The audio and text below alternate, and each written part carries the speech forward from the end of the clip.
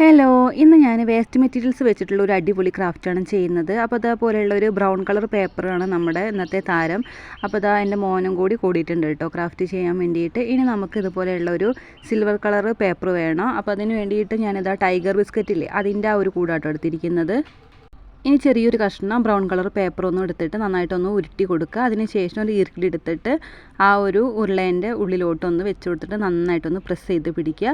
അതിന് ശേഷം ആ ഒരു സിൽവർ കളർ പേപ്പർ പുറത്ത് കാണിക്കുന്ന ഒരു രീതിയിൽ വേണം നമുക്ക് ഇതൊന്ന് ഉരുട്ടിയെടുക്കാൻ വേണ്ടിയിട്ട്. അപ്പോൾ അത് ആ വീഡിയോയിൽ കാണുന്ന ഈ ഒരു രീതിക്കാണ് ഉരുട്ടിയെടുക്കേണ്ടത്. ഇനി തയ്ക്കാനൊക്കെ ഉപയോഗിക്കുന്ന ഒരു നൂലെടുത്തിട്ട് നന്നായിട്ട് ടൈറ്റായിട്ട് കെട്ടി കൊടുക്കാം. അപ്പോൾ ആ ഈർക്കിളിൽ നിന്ന് പെട്ടെന്ന് വിട്ട് പോരാത്ത രീതിയിൽ വേണം നമ്മളതൊന്ന് ടൈറ്റാക്കി കെട്ടി കൊടുക്കാൻ വേണ്ടിയിട്ട്. ഈ ഒരു രീതിക്കാട്ടോ ചെയ്തെടുക്കേണ്ടത്. ഇനി ഇതിൻ്റെ ഈ ഒരു പിന്നെ പൊന്തി നിൽക്കുന്ന ഭാഗങ്ങളൊക്കെ ഇല്ലേ അതൊക്കെ ഒന്ന് ഒരു കത്രിക എടുത്തിട്ട് നന്നായിട്ടൊന്ന് വെട്ടിയിട്ട് ലെവലാക്കി കൊടുക്കാം.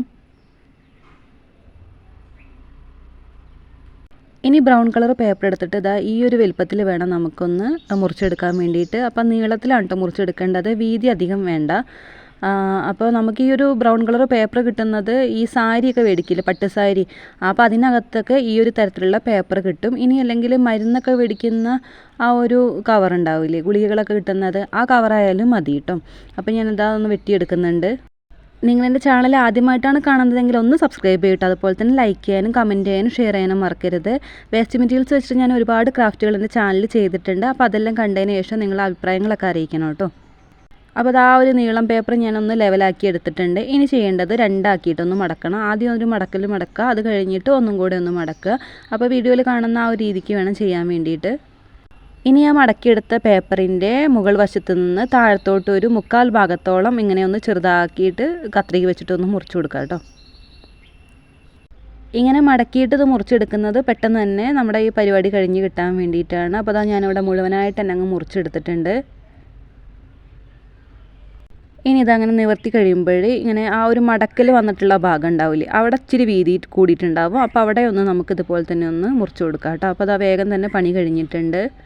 ഇനി ഇതിൻ്റെ മുകളിൽ കുറച്ച് പശ തേച്ച് കൊടുക്കണം. ഫെവിക്കോൾ ആയാലും മതി കേട്ടോ. ഞാനിവിടെ ഫെവി ബോണ്ടാണ് എടുത്തിരിക്കുന്നത്. ഇതിന് 20 രൂപയാട്ടോ ഈ ഒരു വലുപ്പത്തിലുള്ള ഫെവി ബോണ്ടിന്.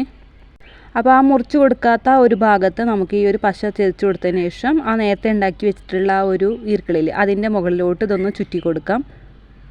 പേപ്പർ ആയതുകൊണ്ട് തന്നെ പെട്ടെന്ന് ഒട്ടി കിട്ടും കേട്ടോ.